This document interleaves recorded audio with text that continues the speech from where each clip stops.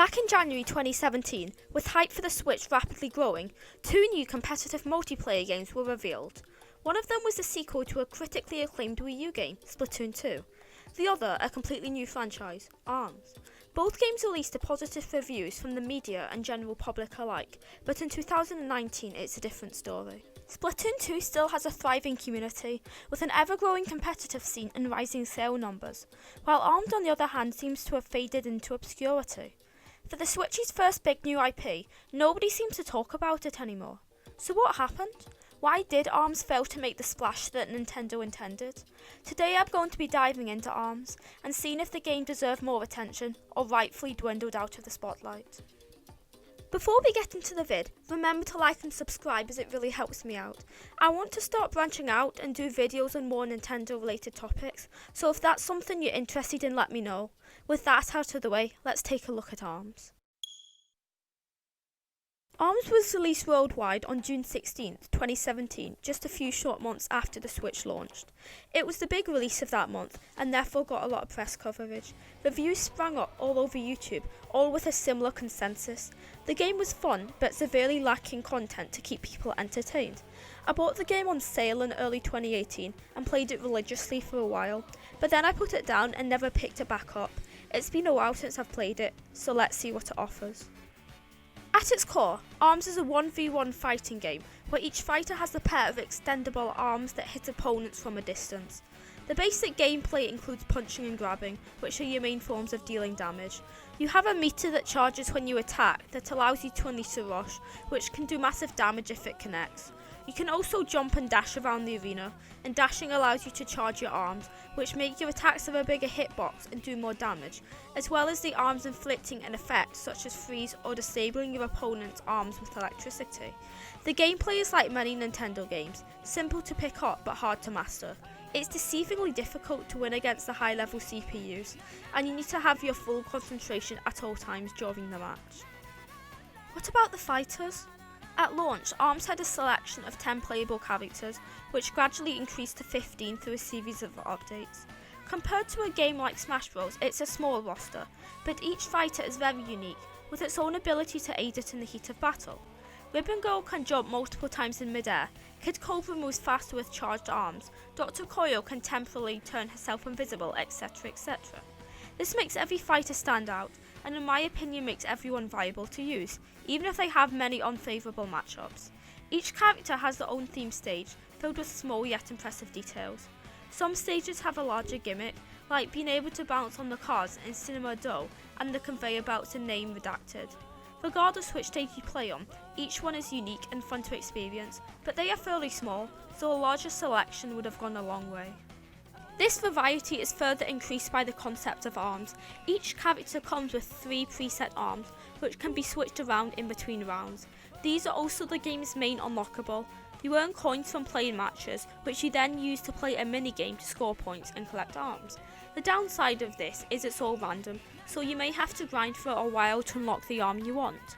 The only way to increase the odds are to play the mini-game with the character you want arms for, as you are guaranteed one at the start. I actually don't mind this way of unlocking arms, as it makes you want to play for longer, as well as having the ability to unlock a plus variant of an arm you already have, which slightly boosts the damage. So with all these components, what stopped ARMS from building a competitive scene? Oh yeah, motion controls. The idea of playing ARMS with motion controls was heavily marketed leading up to the game's release. It aimed to make ARMS appeal heavily to the casual market, as all you had to do was flow your arms about and hope for the best. Surprisingly, it's not a bad way of controlling the game. As long as your movements are clear, the Joy-Cons pick them up easily, and you don't sacrifice any movement if you choose to use motion controls. However, your movements can feel sluggish, and I've often taken damage when I tried to grab or block, but instead just punched thin air or stood there helplessly. Once I switched to the Pro Controller, I found that my movements became much more responsive, especially once I switched the inputs around to feel more natural. But regardless, I'm still glad motion controls are an option. They make the game much more accessible and intriguing to newcomers. Shame it deterred more hardcore players into giving this game a chance. But content-wise, what does the game have to offer? Aside from the main mode, there are a variety of side games to pass time with. Firstly, V-Ball is your typical volleyball game, where you hit the ball over the net and try to one-up your opponent. It's a good distraction, but I couldn't play it for long periods of time as it gets repetitive fast. Hoops is another side mode where you score points by grabbing your opponent and dunking them into a hoop. It's very fun to watch, but like V-Ball, it gets boring after a few rounds. My favourite side game mode is Skill Shot, where you face off against an opponent to smash targets and get the highest score. It can get very competitive, especially if you are playing in local multiplayer with targets popping up everywhere. The final multiplayer mode is Headlock Scramble, where 2 to 4 players fight to wear Headlock, a mask that gives you extra power to batter your opponents with. However, getting damage will knock it off, which leads to a hectic mode. All these side modes are fun, but aren't deep enough to keep my concentration for a long period of time, as there's no real way to customize the game aside from time limit, difficulty, etc. The main fun with ARMS is the local multiplayer, as it's hectic and competitive, and being with a group of friends makes the modes feel more fresh than when playing solo. But what about single player content? The closest thing to a story mode ARMS has to offer is the Grand Prix, where you fight a selection of characters with a couple of minigames thrown in. The solo concludes with a fight against Max Brass, which then turns into a fight against Headlock if your difficulty is level 4 or higher. The fight is surprisingly hard, as Headlock spams its high damage attacks, and I remember dying again and again to it at first, but the fight isn't very varied and it's over in a few minutes. The Grand Prix has no background or story, and doesn't have much merit to play through again and again, unless you're the completionist type. The same goes for the other 2 single player modes in ARMS, 1 on 100 and ARMS Test. 1 on 100 places you against 100 Black Helix lookalikes, and you need to defeat them all as fast as possible. For every 10 enemies defeated, the difficulty increases, and by the time you hit the 70s and 80s, you will be taking damage left and right. There are health top-ups after each level up, but they only make it a fair challenge instead of stupidly easy. The final enemy is a Headlock, but it's by far easier than the one in the Grand Prix, as it's more predictable and easy to avoid. You don't get much for completing it, but it's a fun mode and a good challenge, and there's always the opportunity to revisit it and aim for a high score. My least favourite game mode is ARMS Test, where you're given a random set of arms to fight with. My issues with this mode start from the fact that you still have a selection of arms to choose from, which makes it less random and therefore challenging. It's also an endless mode, and has no payoff except from a few minor unlockable items. I just found myself getting bored after a few matches, and it was the only mode I didn't enjoy. ARMS single player experience relies you to grind out the modes, and if you only play everything once, the content is very minimal. The only other main mode is online, but to give credit where credit is due, it works flawlessly and is a lot of fun. You can either play alone or with a friend, and you will randomly be placed in a lobby where you cycle through the various multiplayer modes. You earn coins from playing, which can be used to unlock arms and art, but the number of coins you earn per match is very low, so you play the online mostly for fun. The online portion is still fairly active, and in the party mode you should have no issue finding matches.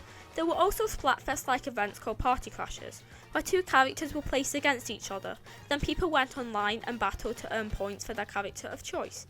These were fun and had some unique online modes, like Big Time Arms, where arms were supersized and dealt 3 times as damage. I enjoyed playing in these, and it's a shame they finished over the summer. But even without them, ARMS is still at its most enjoyable online, as you are playing with other people. The other online mode is Rank Match, which didn't go well when I was recording. Usually, you find a match with someone of a similar rank and play a standard match. Winning increases your rank and losing decreases it. The higher rank you go, the harder it is to maintain and the tougher your opponents will become. There are 20 ranks, but any casual player has next to no hope of coming close to that, as you need to play the game for a while to have unlocked rank matches initially. I had no luck finding a match when I tried, probably because I was recording at an awkward time of the day, but it was still frustrating. The last thing I want to talk about is the wide variety of unlockables in ARMS. Over several updates, the gallery and badges were added into the game. Firstly, the gallery consists of a wide variety of images, each costing 50 coins. Each one consists of some text, which adds to the character of the game. The pictures are all colourful and I enjoyed unlocking them all. The gallery also contains research scrolls, which adds to the lore and gives some much needed insight into the world of ARMS. This was the main incentive that got me to play the game, as to collect them all you needed thousands of coins in total, as well to have completed the Grand Prix at level 4 with each character. Like the gallery, you can unlock a wide variety of badges in the game. Instead of paying for them though, you unlock them through random achievements, from winning a certain number of matches with motion controls to beating the 1 on 100 mode for the first time. You can then pick a badge to display when you fight online, and all the designs are very creative and eye-catching. My only issue is you don't know how to unlock the badges, so it's frustrating to guess what you need to achieve to unlock specific ones. The badges also have little use apart from being a collective to incentivise people to continue playing the game. So why did ARMS fail to take off? I think it comes down to the lack of content, not the overall quality of the game and the fighting mechanics. ARMS launched very light on content, and the rest of the game slowly trickled in future updates. This meant that many people would have disregarded the game, which contributed to its decline in popularity. The Switch also received Splatoon 2 the next month, which many people would have picked up over ARMS, and I think the price for the game was a little expensive, especially at launch. The gameplay is too repetitive for the more casual market, and the marketing and presentation turned more competitive players away. ARMS found itself stuck in the middle. While it didn't sell poorly, with well over 2 million units sold, Nintendo expected it to achieve more, but competition and the loss of hype has caused ARMS to shrink into obscurity. I think ARMS is a great game, and I have a lot of fun with it when I choose to play it, but it doesn't have as much value as Splatoon 2 or the vast majority of big budget Nintendo games. That being said, I'd love to see a sequel with a story mode and more varied gameplay, as the concept of ARMS still has a lot going for it. That's all for now. Thank you so much for watching to the end. Please remember to like and subscribe as it really helps me out, and I will see you all next time. Bye!